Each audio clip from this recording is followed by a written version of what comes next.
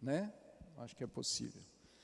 Lucas 6, 46 a 49. Depois eu vou ler a passagem em Mateus, capítulo 7, que é a passagem paralela do Evangelho de Mateus, capítulo 7, 24 a 27, todas duas na versão da NVI. Lucas 6, então nós vamos começar. Por que vocês me chamam Senhor, Senhor, e não fazem o que eu digo? Eu lhes mostrarei com quem se compara aquele que vem a mim, ouve as minhas palavras e as pratica. É como um homem que, ao construir uma casa, cavou fundo e colocou os alicerces na rocha. Quando veio a inundação, a torrente deu contra aquela casa, mas não a conseguiu abalar. Não conseguiu o quê? Abalar. Porque estava bem construída. Mas aquele que ouve as minhas palavras e não as pratica, é como um homem que construiu uma casa sobre o chão, sem alicerces. No momento em que a torrente deu contra aquela casa, ela caiu, e a sua destruição foi completa. Agora abre Mateus capítulo 7, versículos 24 até o versículo 27. É a passagem paralela no Evangelho de Mateus. Portanto, quem ouve estas minhas palavras e as pratica, é como um homem prudente que construiu a sua casa sobre a rocha.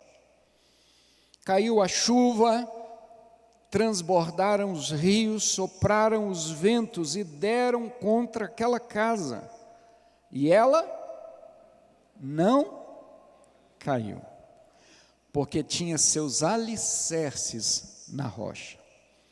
Mas quem ouve estas minhas palavras e não as pratica, é como um insensato que construiu sua casa sobre a areia.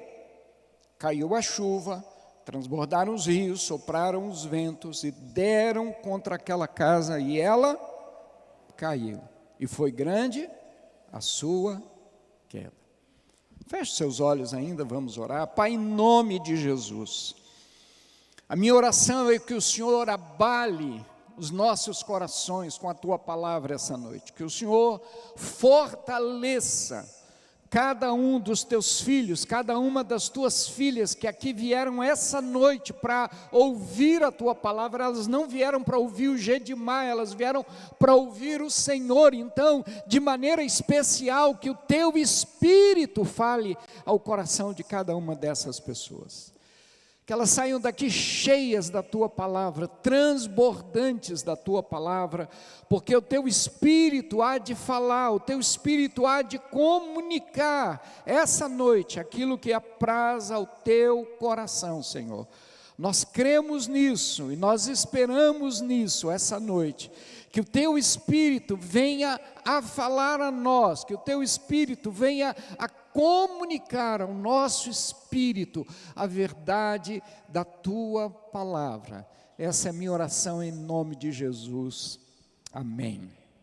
Estamos em período de chuvas. Em alguns estados a gente ouve com muito pesar, com muita tristeza, que famílias inteiras perderam tudo, casas desabaram, casas foram levadas pela enxurrada. E quantas vezes a gente ouve isso ano após ano, e a gente ouve essas notícias. Você tem casa própria? Quantos tem casa própria aqui? Glória a Deus. Aos que não têm, Deus abençoe que você consiga, sua casa própria. Quantos confiam que a sua casa não vai ser destruída? Quantos confiam que lá na sua casa né, a casa onde você mora, ela não vai desabar. Você confia que ela não vai desabar? Bom, glória a Deus. Alguns pensaram isso, foram morar em alguns prédios. Palace 2 é o famoso prédio lá no Rio de Janeiro, que alguns anos atrás veio abaixo. 44 apartamentos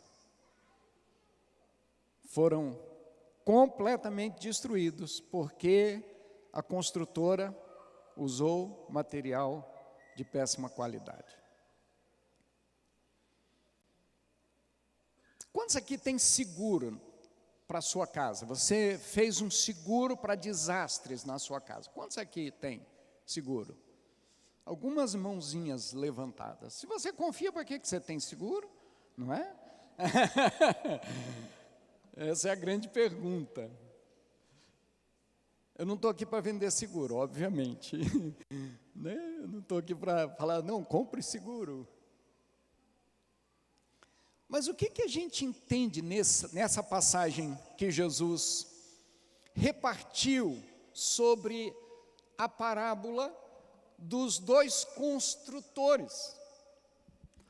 A minha pergunta é, será que Jesus estava preocupado com casa física? Será que era isso que estava no coração de Jesus? Será que Jesus estava preocupado se a casa onde eu moro, lá na rua Ariosto da Silva Santos, número 300, bairro Santa Teresa, se ela vai desabar? Não, eu acho que não era isso, tenho certeza absoluta que não era isso que estava no coração de Jesus. Há uma essência, há um propósito de Jesus nessa passagem. E o verso 47 nos dá essa essência. Por que Jesus contou essa parábola? Qual era o propósito de Jesus ao contar essa parábola? E ele diz no verso 47, eu lhes mostrarei com quem se compara aquele que vem a mim, ouve as minhas palavras e as pratica. O que Jesus estava a nos ensinar é, nós teremos uma vida, um lar, uma família bem edificada quando nós ouvimos a palavra e colocamos a palavra de Deus em prática. E eu estou falando para uma igreja, para pessoas que estão aqui, mesmo você que está visitando a igreja, que não é dessa igreja, mas eu tenho absoluta certeza que você crê na palavra de Deus, você acredita na palavra de Deus, mas por que nós não as praticamos? Se a gente crê na palavra, se a gente acredita que a palavra de Deus é a verdade, por que a gente não coloca em prática? Esse era o grande questionamento de Jesus. Aquelas pessoas estavam chamando a ele de Senhor, falava que ele era o dono das suas vidas, mas não obedeciam aquilo que ele havia dito. E eu espero que essa noite seja uma noite em que o Espírito de Deus confronte o nosso coração, porque essa parábola ela é extremamente didática. Ela tem muito a nos ensinar, tem princípios e verdades aqui que você e eu precisamos dar ouvidos. Eu quero, a nível de introdução, apenas pensar em alguns princípios. Primeiro princípio é que você pode colocar tudo a perder se você não prestar atenção sobre onde você está edificando. A grande verdade que Jesus está ensinando é que tudo pode se colocar no chão, tudo pode se perder, todo o seu esforço, todo o seu dinheiro pode não dar em nada se você não prestar atenção aonde você está construindo, aonde você está edificando a sua vida, edificando a sua casa, edificando a sua carreira, edificando a sua família. Se você não prestar atenção, e aí Jesus então vai dizer que você pode construir num lugar sólido, e aqui ele fala sobre rocha, E ele diz: você pode colocar a sua casa num lugar movediço, na areia, que vai se mover quando vier a tempestade. O segundo princípio ou verdade que está aqui também nessa parábola, é que você pode ser chamado conforme aquilo que você está construindo. Mateus capítulo 7 diz que Jesus chama esses dois construtores de dois nomes. Quais são eles? O prudente e o insensato. Então já começa perguntando aí para você mesmo: quem eu sou? Eu sou o construtor prudente ou eu sou o construtor insensato? Com qual desses dois tipos de construtores eu me assemelho? Eu me aproximo, eu me identifico? Como é que você tem sido chamado? Eu estou pensando na sua família, na sua casa, não uma casa física, mas na família, no seu lar. Você é imprudente ou você é sensato? Você é a pessoa prudente ou você é insensato? Porque só tem esses dois tipos. Jesus não diz que tem o mais ou menos, Jesus não diz que tem aquele que, sabe, né, faz o máximo que pode. Não, ele diz: ou você é prudente e constrói conforme os valores que Deus tem estabelecido, ou você se torna imprudente, ou você é insensato. Terceiro princípio ou verdade, aqui nessas duas, né, esses dois tipos de ambiente, é que as dificuldades vão chegar para os dois tipos de casa. A Bíblia deixa muito claro que a tempestade vai chegar. E não importa se você é crente há tantos anos, não importa se você entrega seu dízimo ou não, as dificuldades vão bater a porta. Sabe por quê? Tempestade não escolhe lugar. Ela vai chegar na casa da pessoa boa e vai chegar na casa da pessoa ruim. Ela vai chegar na casa da pessoa prudente e vai chegar na casa da pessoa imprudente. Vai chegar na casa daquele que está construindo ou que construiu bem e vai chegar na casa daquele que não construiu bem. A tempestade não escolhe lugar, como também ela não escolhe o tempo. Não, agora pode vir porque a nossa casa está bem edificada, pode vir a dificuldade. Ninguém marca o tempo da dificuldade, ela vai chegar simplesmente. Talvez no dia que você não espera, na hora que você não pensou, naquele tempo que você talvez diga: não, nós estamos vivendo o melhor tempo da nossa vida, aí vem a tempestade. O Fabrício, que estava aqui, cadê o Fabrício? Está ali, chegou a tempestade. A doença. Como é que a gente faz? Como é que a gente lida com essas coisas? Então esse princípio muitas vezes nos pega de surpresa, e eu tenho aprendido uma coisa: a tempestade não é ruim. Não ouvi nenhum amém, assim, glória a Deus, pastor. A tempestade não é ruim. Diz para a pessoa que está aí do seu lado: olha, a tempestade não é ruim. Na verdade, o problema não é a tempestade. O grande problema é como você está edificando a sua casa. Porque a tempestade vai chegar. Não tem como você evitar. Eu poderia chegar aqui na frente e dizer 10 maneiras de você evitar a tempestade. Mentira! Não tem como você evitar a tempestade. Você tem como evitar que a sua casa seja destruída. Mas a tempestade vai chegar. E ela não vai marcar o tempo. Ela não vai marcar a hora. Ela vai chegar de forma inesperada. 2018, eu fui diagnosticado com câncer de próstata. E talvez foi a pior notícia que eu tive na minha vida. Eu fiquei uns 2, 3 dias abalado, dizendo, pô Deus, por quê? Mas eu entendi, Deus tem um propósito com todas as coisas.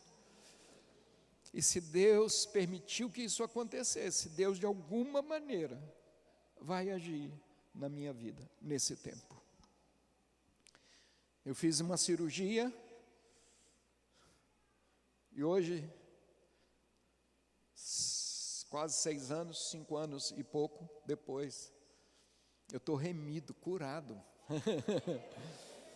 Não precisei passar por quimioterapia, não precisei passar por radioterapia, nada, simplesmente fiz a cirurgia da próstata e Deus fez o resto, Deus fez um milagre. Tenho todas as minhas funções preservadas, se é que você entende o que eu estou falando, né?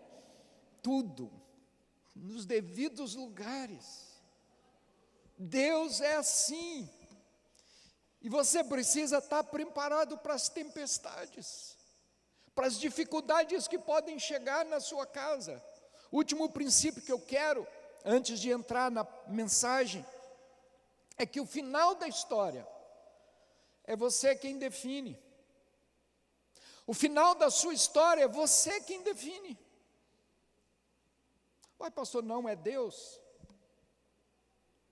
É a sua escolha. É a escolha que você faz. Nós ouvimos que uma casa caiu e a destruição foi completa. A outra casa sofreu as mesmas coisas, passou pelas mesmas dificuldades, mas ela permaneceu de pé porque foi bem construída. A escolha é sua, do final da sua história, do final da história do seu casamento, do final da história da sua vida, no final da história da sua família. É você quem vai escolher o fim que você quer dar, se você vai andar com Deus ou não, se você vai obedecer a Deus ou não. Então, deixa eu entrar agora na mensagem em si. Isso aqui é só para a gente introduzir, você entender o que Jesus está nos dizendo. Então, a primeira coisa que eu quero dizer é, por que a casa caiu? Você já parou para pensar nessa parábola? Por que aquela casa caiu? Bom, eu fiz desenho de arquitetura, meu sonho era ser arquiteto. Não entendo de construção, eu sei que tem gente aqui muito mais preparada para falar disso, talvez tenham arquitetos, engenheiros aqui. Mas supondo que uma casa desabe, geralmente vão pedir um laudo da engenharia ou da defesa civil, não é isso? Alguém vai lá para fazer um laudo, para pesquisar, para saber por que aquela casa desabou, aquela casa ruiu, aquela casa veio ao chão. Então, quando eu olho para essa passagem, eu me vejo mais ou menos como alguém da engenharia tentando fazer um laudo. Qual é o laudo? Qual é a razão? Qual é a causa? Ou, na verdade, quais são as causas? Por que aquela casa ruiu? Por que aquela casa caiu? E tem 4 atitudes que a gente encontra nessa passagem. Acompanha comigo. Primeira atitude, verso 46. Aquela casa caiu por causa da desobediência, ou da independência, como você queira chamar. O verso 46 diz, Jesus falando, vocês me chamam Senhor, Senhor, mas não fazem o que eu mando? Não fazem o que eu quero? Quantas vezes a nossa família, a nossa casa, não vai bem porque a gente está sendo desobediente. A gente sabe que deveria fazer, a gente sabe como deveríamos agir, a gente sabe o que a gente deveria estar fazendo, mas a gente não faz. Descaradamente a gente chama a Deus de Senhor, a gente fala que Jesus é Senhor das nossas vidas, mas não fazemos o que Ele ordena que a gente faça. E você acha que pode fazer isso e nada vai acontecer. Você acha que você pode desobedecer a Deus e que nada vai acontecer. Fica claro nessa passagem que a ordem de Jesus não estava sendo obedecida, de que aquelas pessoas não estavam levando a sério a palavra de Deus. Entenda uma coisa, e a Bíblia deixa isso claro: quando você sabe o que você deve fazer e não faz, você está pecando. Isso é pecado. Maridos devem tratar bem as esposas, sim ou não? Quando você não faz, você está pecando. Quantos vieram para cá hoje brigados, aborrecidos, chateados? E a gente acha tudo bem desobedecer a palavra, tudo bem desobedecer ao Senhor, tudo bem viver assim. Mas entenda, querido, que quando você age em desobediência, você saiu fora da proteção de Deus. A escolha pela desobediência é a escolha para sair fora da cobertura de Deus. Aí você está por conta própria, você está por sua conta e risco. Porque muitos casamentos naufragam, porque que muitas famílias são destruídas, porque nós desobedecemos. Quer ver algumas coisas? Como é que a gente desobedece? Por exemplo, na falta de prioridade. Quanto tempo você investe na sua família? De verdade. Tudo bem, você trabalha 8 horas por dia, você diz, não, eu trabalho em favor da minha família. Mas quanto tempo você realmente gasta com a sua família? Você sabia que falta de prioridade é desobediência? Quando você não prioriza a família, você prioriza o futebol, prioriza o papo com os amigos, prioriza a internet, prioriza um monte de coisa, mas não tem tempo para a família. Quanto tempo você passou com a sua família, desfrutando o fato de ser família essa semana? Conversa aí com seu marido, sua mulher. Quanto tempo você acha que você passou? Mas, pastor, o senhor não conhece a minha vida. Minha vida é muito corrida, muita dificuldade, pastor. Eu não tenho tempo, quando eu chego em casa eu estou morto, eu quero descansar, eu quero dormir. Tudo bem, pode fazer a sua escolha. Mas você está desobedecendo. Você não está colocando a sua família como prioridade. Outra coisa, na falta de diálogo. Sabia que a gente desobedece muito na falta de diálogo e de atenção? As estatísticas mostram, presta atenção nisso que eu vou dizer, que os filhos de famílias que conversam entre si, que se relacionam com diálogo e atenção, têm muito menos propensão às drogas e a se entregar ao sexo ilícito do que os filhos daquelas famílias cujos lares não têm conversa. Ah, meu filho está fora da igreja, meu filho está desviado, meu filho está... Por quê? Por quê? Será que você deu a devida atenção? Pode ser, eu até entendo que há casos sim, é a escolha dele, vocês, por mais que você investiu, por mais que você ajudou, por mais que você plantou e semeou no coração deles, eles fizeram uma escolha hoje de estarem distante de Deus, mas eu tenho absoluta certeza que a grande maioria desses filhos estão fora, porque não tiveram a atenção dos seus pais. E esse pode ser o seu caso. Então, primeiro laudo, a primeira atitude que certamente apareceria nesse laudo, por que aquela casa caiu? Desobediência. Não construiu conforme o projeto de Deus, não fez conforme o projeto de Deus. Segunda atitude, olha comigo, verso 47. A segunda atitude é negligência. Quando você negligencia, verso 47 diz assim: eu lhes mostrarei com quem se compara aquele que vem a mim, ouve as palavras e as pratica.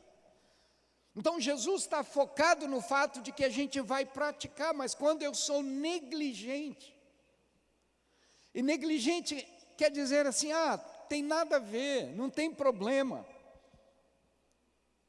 eu posso continuar fazendo assim, tenho feito assim a vida toda. Mas saiba de uma coisa, a conta vai chegar uma hora, a conta vai bater na sua porta. Tiago, o apóstolo Tiago, chama essas pessoas de ouvintes negligentes, não praticantes. Escutam a palavra, mas não as praticam, não colocam em prática.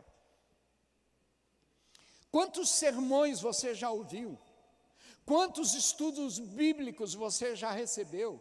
Quantas mensagens nas células? Quantos estudos na escola bíblica dominical? Você não pode dizer que você não sabe. O que você pode dizer é: eu tenho sido negligente. Eu tenho sido uma pessoa indiferente à palavra de Deus. E eu não sei como é que você está recebendo o que eu estou falando aqui essa noite. Eu não estou falando isso para te condenar. Espera aí que vai chegar um outro lado. Mas eu estou falando isso para te despertar. Porque tem gente aqui nessa noite que quer fazer a vontade de Deus, mas tem sido completamente negligente em relação à palavra, indiferente em relação aos princípios da palavra de Deus, e a sua família não vai funcionar se você viver assim. Se você for negligente, sabe por quê? Os sinais estão por todos os lados. Sabe aquele sinal de cansaço na família? Você olha e percebe que a família está cansada da rotina, cansada das mesmas coisas, cansada das mesmas crises, cansado dos mesmos problemas. Você não dá atenção, você não percebe essas coisas, fica indiferente a esses sinais. Terceira atitude, além da desobediência e da negligência, é a imprudência. Olha comigo o versículo 48, ele diz: é como um homem que ao construir uma casa, cavou fundo, colocou os alicerces da rocha, quando veio a inundação, a torrente deu contra aquela casa, mas não a conseguiu abalar, porque estava bem construída. Às vezes a gente está sendo inconsequente. Tem horas que eu vejo esses vídeos que eu falei que a gente vê aí na internet de desabamentos. É lógico que a gente fica com compaixão, mas ao mesmo tempo a gente fala: será que essa pessoa não percebeu que ela estava construindo em cima do rio e que uma hora isso ia dar errado? Será que ela não percebeu que aquele lugar não era próprio? Que aquele lugar não era adequado, ou pelo menos aquele tipo de construção para aquele tipo de lugar não era adequado? Isso é inconsequência. Você faz, mas não pensa nas consequências daquilo que você está fazendo. Você faz, mas acha que aquilo não vai dar ruim, que aquilo não vai ter problema, mas vai ter. Quando você se torna imprudente, quando você se torna displicente com algumas coisas, inconsequente com algumas coisas, você vai sofrer as consequências. Então, e agora? Por que a outra casa não caiu? Eu falei por que a casa caiu. Agora eu quero falar por que a casa não caiu.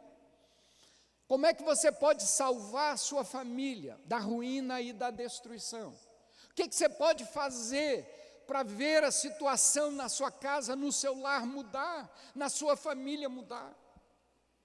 Desculpa se eu estou sendo muito direto com você, mas eu não vim aqui para fazer meia culpa, eu não vim aqui para simplesmente passar a mão na cabeça dizendo tudo bem, continua. Não, querido, é hora de você talvez parar e pensar o que de fato não está funcionando na minha casa e precisa mudar. Algumas coisas que a gente percebe na história dessa outra casa, a casa que não caiu. Primeiro princípio, seja dependente de Deus. A primeira coisa que a gente precisa entender é que para a nossa família funcionar da maneira correta, a gente precisa ser dependente de Deus. Você é dependente de Deus? Você é dependente de Deus? De verdade?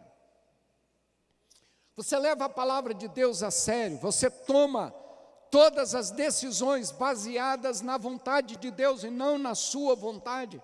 Isso é ser dependente de Deus. Dependente de Deus é se isso não é o que Deus quer, não é para mim. Se isso não é o que Deus determina, não é para mim. Se isso não é a vontade de Deus, não é para mim. Não importa o que eu vou perder, não importa o que eu vou deixar de ganhar, não importa o quanto eu gostaria de ter aquilo, mas se não é Deus, eu não quero. Ser dependente de Deus é dizer: Senhor, Tu estás no controle da minha vida, o Senhor sabe o que é melhor, porque tem muita gente que sabe ou acha que sabe o que é melhor para você mais do que Deus.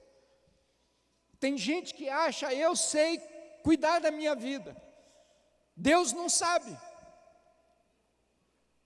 Especialmente quando vêm as tempestades, especialmente quando vêm as lutas. A gente faz muito sepultamento e enterro, Estou 38 anos no ministério. Quantas vezes, naquela hora, a pessoa fala: por que Deus permitiu isso? Tem um casal que frequentou a nossa igreja.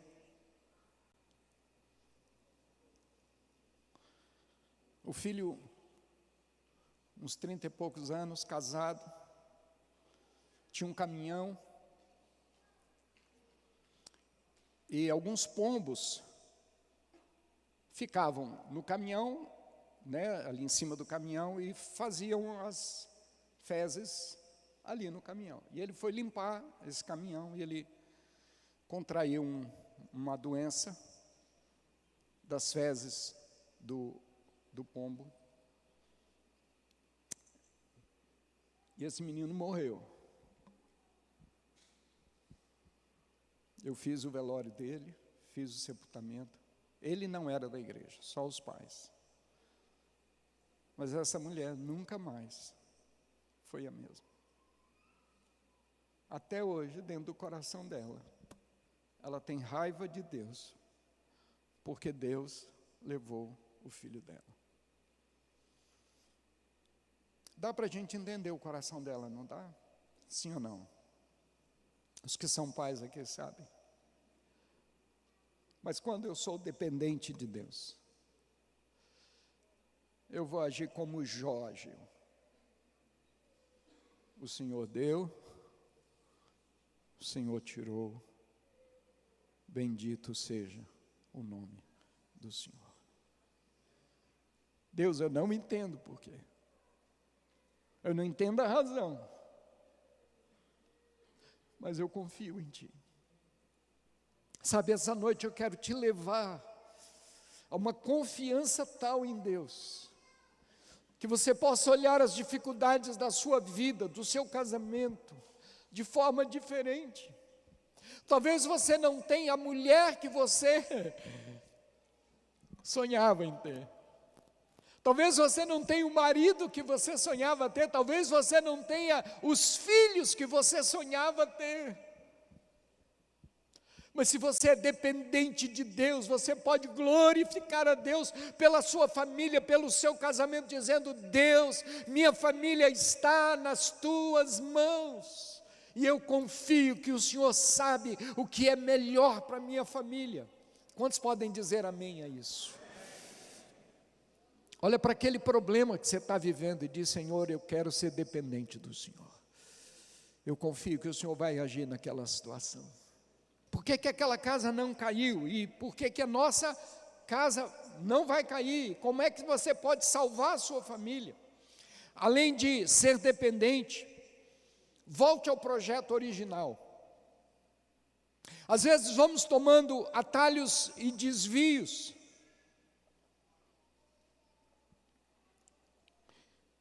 Havia um presbítero na nossa igreja, e toda vez que eu ia lá visitá-lo, e eu ia lá com uma certa frequência na casa dele,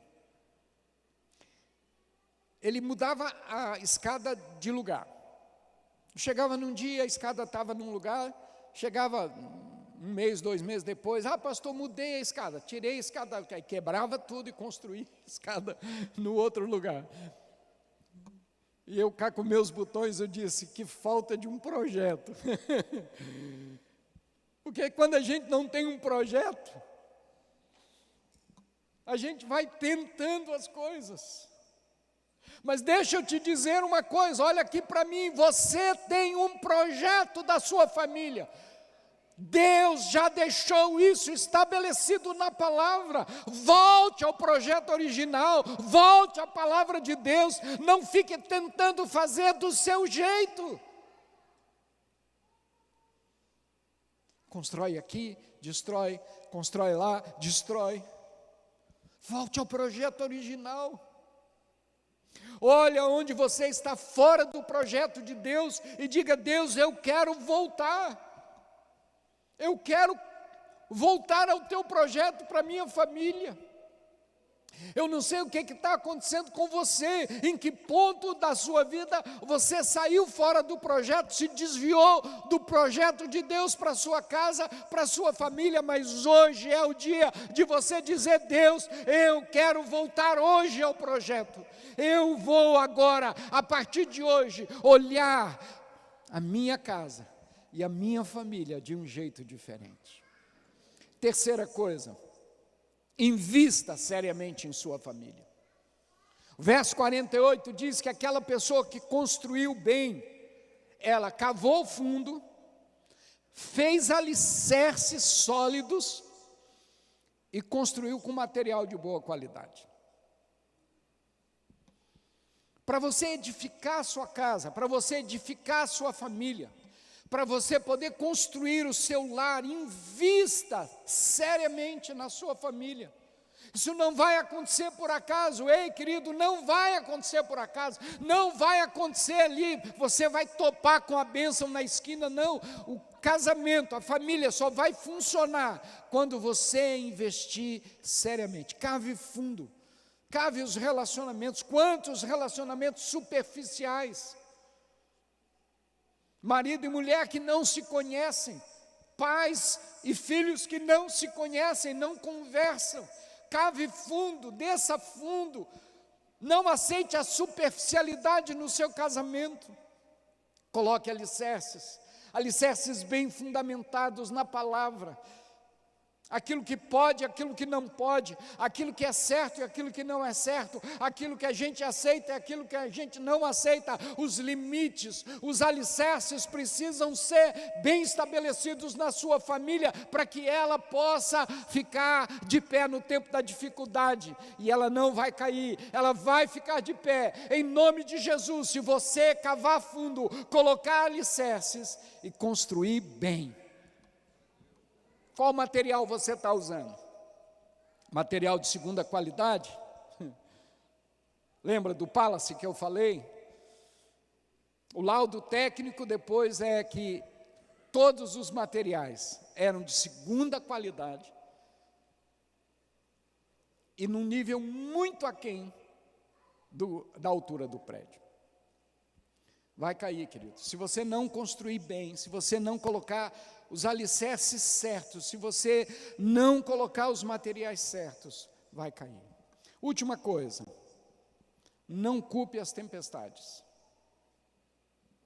Melhore os alicerces da sua casa. Como eu falei lá atrás, até quando você vai culpar as crises?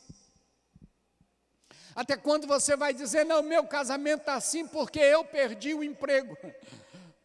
Meu casamento está assim porque isso aconteceu. Para de culpar as crises. Assuma a responsabilidade e diga, eu posso mudar. Eu posso fazer diferente.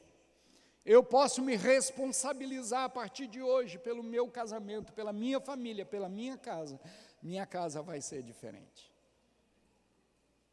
Feche seus olhos, em nome de Jesus.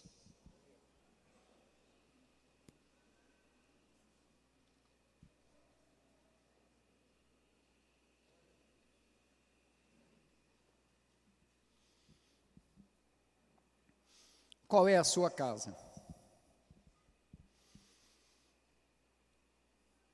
Quem é você? O construtor prudente, sensato,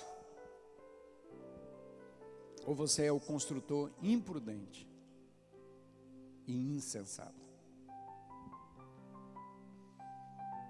A sua casa está de pé ou sua casa já ruiu?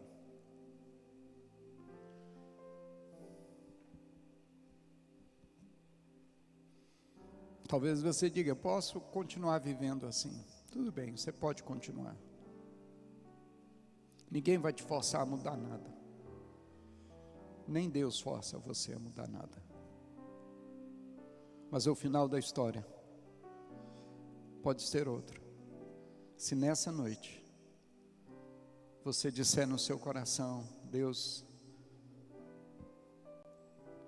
eu quero edificar uma casa sobre a rocha. Eu quero construir uma família que vai suportar as tempestades da vida, que vai passar pelas crises. Deus, até hoje eu tenho sido insensato e imprudente, mas eu quero mudar meu coração a partir de hoje. Se você está aqui nesse lugar essa noite, se você está aqui nesse lugar e você tem recebido essa palavra, se você tem entendido o que Deus está falando para você, você sabe a sua realidade, você sabe o que você tem vivido, você sabe como é que está a sua família. Ah, pastor, o senhor está dizendo que a minha casa está ruim? Eu não vim aqui para isso. Eu vim aqui para te levar a pensar. Todo aquele que ouve a minha palavra e as pratica, eu comparo ao homem que construiu a sua casa sobre a rocha. Mas todo aquele que ouve minhas palavras e não as pratica, eu comparo ao homem insensato que construiu sua casa sobre a areia. Sabe, querido, essa noite pode ser uma noite de mudança. Você melhor do que ninguém sabe como é que está a sua casa. Você melhor do que ninguém sabe como é que está o seu casamento. Você melhor do que ninguém sabe como é que está seu relacionamento com seus filhos. Quem sabe hoje é o dia de você dizer, Deus, eu não quero esperar a conta chegar. Eu não quero esperar o tempo da tempestade que vai mostrar como é que está a minha casa. Porque a casa vai ser destruída. porque foi mal construída e não por causa da tempestade, e não por causa da crise. A crise, ela não destrói a sua casa, ela só revela como a sua casa foi construída. Se você está aqui essa noite e entende que essa palavra é para você, eu queria te pedir para ficar de pé onde você está, dizendo no seu coração: Deus, eu quero mudar essa realidade na minha casa. Você pode ficar de pé no seu lugar, eu quero orar por você, em nome de Jesus. Tem alguém aqui essa noite? Deus te abençoe, querido. Deus te abençoe. Deus te abençoe. Deus abençoe você. Deus abençoe a senhora. Deus abençoe vocês. Se você está aqui e diz: Senhor, eu não quero mais continuar sendo insensato, eu não quero mais continuar tocando a minha vida inconsequentemente, meu casamento, minha família, de maneira inconsequente. Eu quero mudar meu coração, quero mudar a realidade da minha casa, eu quero mudar a realidade da minha família. Deus é contigo, querido. O Deus da provisão vai prover tudo aquilo que você precisa. Talvez você ache que não tem mais jeito, talvez você ache que não tem mais saída. A situação chegou num ponto, pastor, que talvez não tenha mais volta. Tem volta. Tem volta. Em nome de Jesus, dependa de Deus, pelo menos uma vez, e diga: Senhor, eu estou entregando nas tuas mãos o meu lar, minha casa, minha família, meu relacionamento com a minha esposa, meu relacionamento com o meu esposo, meu relacionamento com os meus filhos, meu relacionamento com os meus familiares. Eu quero mudança, Senhor. Eu quero que o Senhor mude a realidade da minha casa. Feche os seus olhos. Em nome de Jesus. Você que está de pé, levante a sua mão ao Senhor e diz: Senhor, eu estou entregando. Talvez um casamento falido, talvez uma família toda endividada, talvez uma família desestruturada, cheia de marcas, cheia de feridas. Talvez você já foi ferido, ou talvez você já feriu alguém na sua casa. Diz: Senhor, muda isso, eu estou entregando nas tuas mãos. Eu não sei mais o que fazer, mas tu sabes. Talvez você já desistiu do seu casamento, talvez você já abriu mão do seu casamento, só não teve coragem ainda para dar um outro passo. Coloca seu casamento nas mãos de Deus. Coloca seu casamento hoje. Diz: Senhor, está aqui o meu coração. Começa mudando o meu coração, Senhor. Começa dando esperança ao meu coração, que já perdeu a esperança. A gente está se acostumando em ver famílias sendo destruídas. A gente está achando normal casamentos se acabarem, filhos nas drogas. A gente começa a achar isso normal, mas isso não é o projeto de Deus. Sua casa não foi feita para ser jogada no chão e a ruína ser completa, não foi.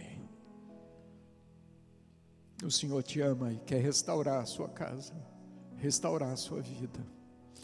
Pai, eu oro pelos meus irmãos, minhas irmãs, por esses que estão de pé, com suas mãos erguidas ao Senhor, por essas pessoas que hoje vieram aqui nesse lugar para ouvir uma palavra viva, para ouvir uma palavra que vem do Senhor. Que a gente não negligencie nossas casas, que a gente não seja desobediente, inconsequente, achando que não vai ter consequência a maneira como nós estamos vivendo, Senhor, mas em nome de Jesus, abre os nossos olhos, abre os nossos ouvidos, os ouvidos do nosso coração, para que a gente ouça a Tua palavra e a gente possa mudar,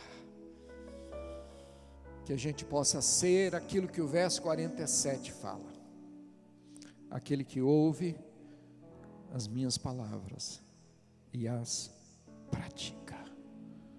Que homens e mulheres aqui essa noite possam ouvir a Tua palavra e praticar a Tua palavra, para a glória, para o louvor e para a honra do Teu nome. É isso que eu te peço em nome de Jesus. Amém. Amém. Deus te abençoe, querido. Deus te abençoe, querida. Pode se assentar, pastor Fabiano.